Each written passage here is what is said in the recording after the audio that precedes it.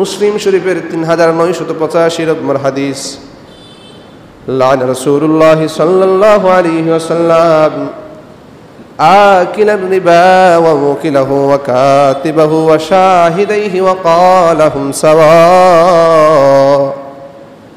রাসূল করিম সাল্লাল্লাহু আলাইহি ওয়াসাল্লাম বলেন,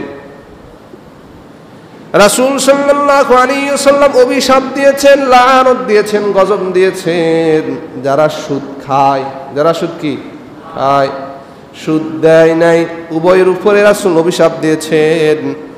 এবং সুদ নেওয়ার ক্ষেত্রে একটা সাইন হয়, সেখানে যে সাইন করে লেখে ওই ব্যক্তিকেও আল্লাহ রাসূল অভিশাপ দিয়েছেন।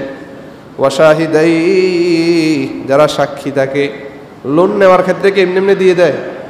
একজনে লেখেনি, লোন নিলে একজনে লেখে না, সেও সুদের আওতাভুক্ত। আবার দুইজন জামানতদার সাক্ষীদার নেয় কি নেয় না? জোরে বলেন না, নেয়।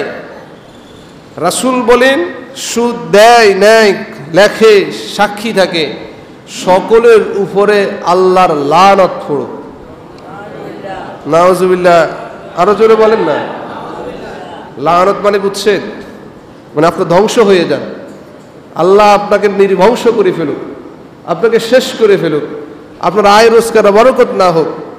রাসূল লানত দিচ্ছে, এটা আমি আর আপনার মতো কেউ দিচ্ছে না।